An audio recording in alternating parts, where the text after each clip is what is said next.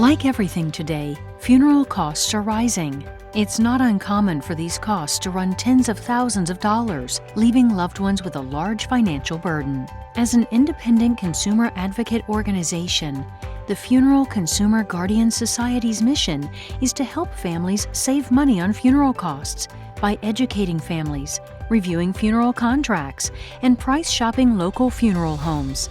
It's unfortunate, but there are funeral homes that overprice their products and take advantage of grieving families.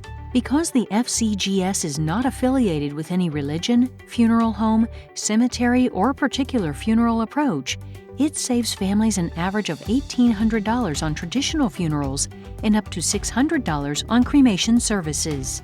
The federal government actually got very involved in this industry in the early 80s. There was so much abuse in our industry, and there was such a climate of secrecy on the funeral industry side as far as hiding pricing, really not disclosing information to the consumer, that the federal government got involved through the Attorney General.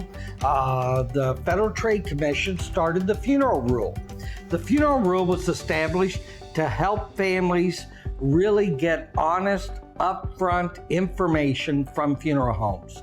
It required funeral homes to come out with a general price list.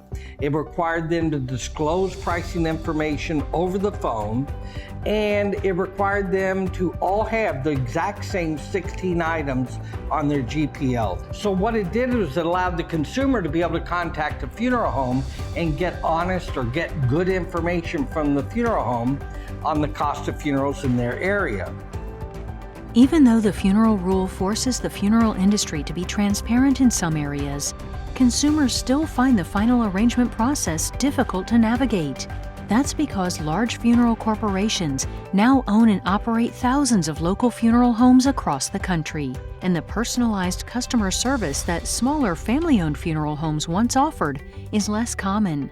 Historically, these large publicly traded funeral corporations have higher prices than typical mom-and-pop funeral homes because they are concerned about one thing: return on investment to their stockholders. This focus on stockholders, not grieving families, creates an environment where consumers are easily taken advantage of because of how emotionally distraught they are. On the worst day of their life, they're willing to pay just about anything to give their loved one one of the best arrangements possible, and the funeral corporations know this. We decided to call some of the other funeral homes that was owned by the conglomerate. What we found out, and what we have found across the country, is they will have one price for one funeral home, then another funeral home they have in town may be another price. They may actually have 4 different prices for the exact same services in the same town. It's just a matter of what number or what phone number you called is going to depend on what kind of price you get. We know how that system works. We know how to call around and get information so we can save those families money.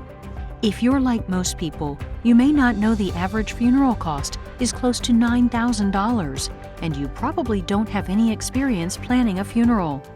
Many people aren't sure where to begin. Common questions include: who should be contacted first? What needs to be done now and what can be done later? What funeral preparations are available? How much will it cost? Since their founding, the FCGS has helped thousands of families across the country navigate the ever-changing funeral industry and find answers to these questions.